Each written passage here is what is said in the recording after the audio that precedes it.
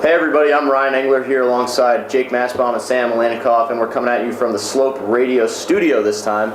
It's been a little while since we've talked some Cornell basketball. We're going to get into it. A lot has happened in the last couple weeks. Obviously, this is a Cornell team that shows potential but has been struggling. 4-12 record right now, 0-2 to start the season off in the Ivy League, but there's still a lot of basketball left to be played this season.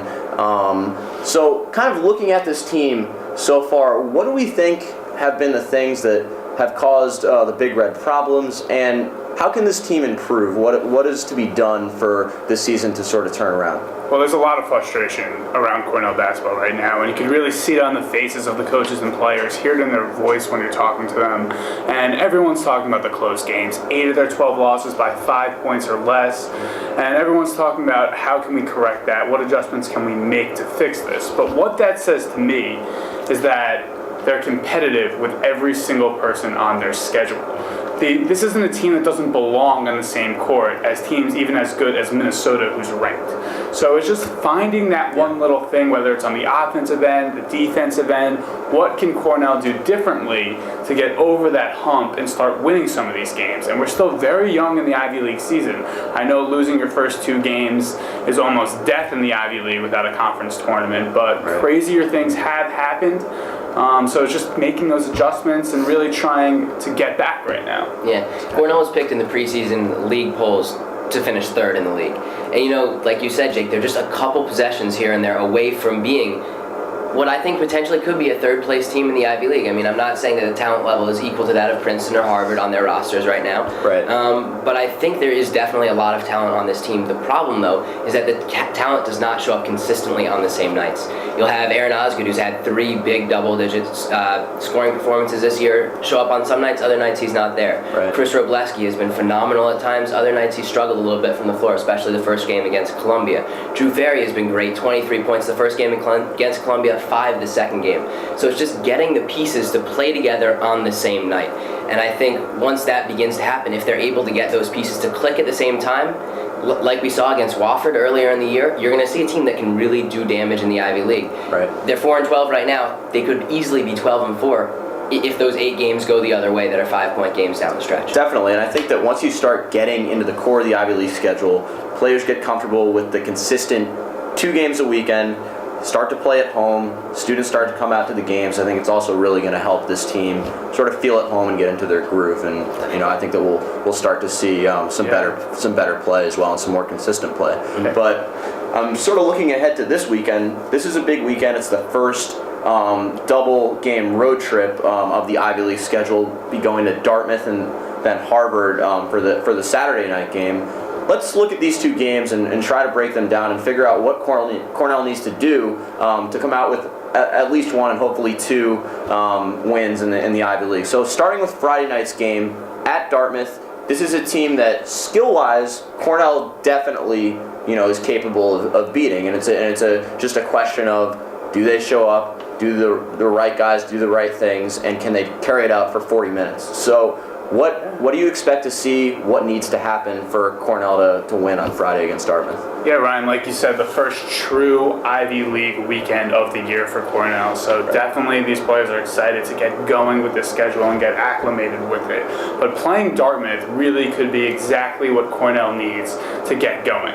Yeah. Dartmouth, a team that is really offensively challenged. They only average 58 points a game on the year, which is last by almost 10 points a game in the Ivy League. Their leading scorers, R.J. Griffin and Jabari Trotter, average less than 10 points a game. So that's definitely an area where Cornell could take advantage of them, play solid defense, really get out in transition and get some buckets. Another weakness of this Dartmouth team is their front court.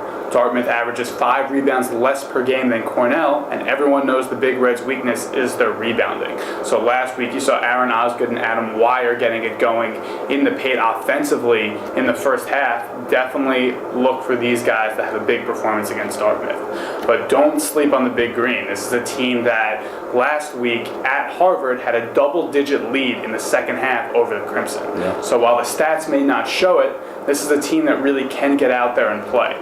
However, I do expect Cornell to pick up their first Ivy League victory against the lowly Dartmouth Big Green and hopefully give them some momentum going into Harvard Saturday night. Yeah, Dartmouth is a team that can be dangerous. They beat Drake earlier this year, and that was kind of an eye-opening win, at least among Ivy League coaches and teams around the league kind of noticed that and saw, wow, Dartmouth is starting to turn the page. Obviously, new coach for Dartmouth as well with Cormier in there, and we'll see how it goes. A new program that Courtney hasn't seen yet, so I think anything can happen. Right. I mean, and this is, you don't want to overhype a game like this, but it's an important game for the Big Red.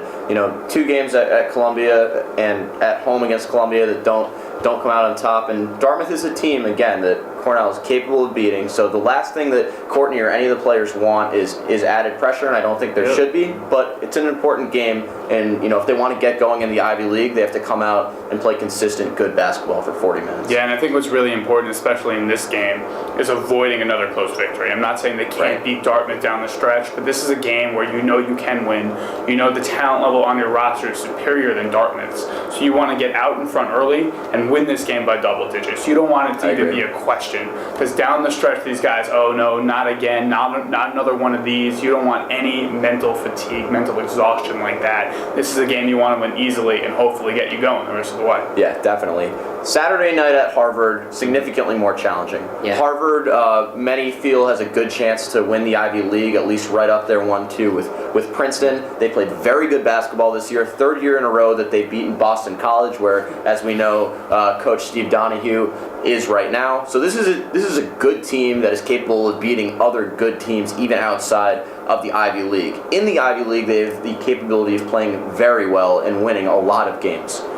For Cornell to come into Cambridge and beat Harvard is not inconceivable, but it will be a challenge. So what does Cornell have to do to sort of rumble it up in the Ivy League a little bit and come away with the big win on Saturday night? Well, when you look at this Harvard team, the one thing you need to think about is their top 6. The top 6 on this Harvard roster, in my mind, are better than the top 6 on any other team in the Ivy League. Every position, they are solid. In the front court, you have Keith Wright, who in my mind is one of the top 2 big men in the Ivy League. He blocks shots, he rebounds, he scores, can really do a little bit of everything.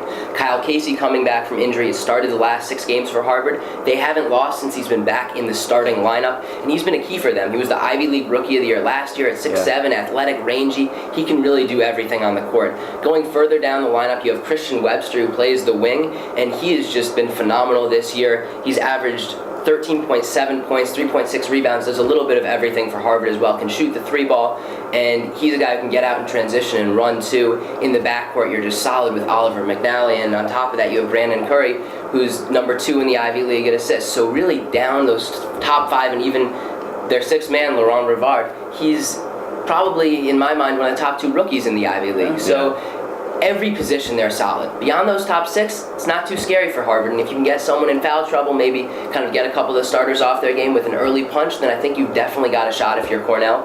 And I think obviously one of the keys is going to be containing Keith Wright in the front court, and that's what it's been all year for Cornell. If you can get front court production on offense and get some stops in the front court on defense, then you're going to have a shot. I think it'll be a closer game than the records would predict. Harvard coming in at 13-3 at least this weekend, and Cornell at 4-12.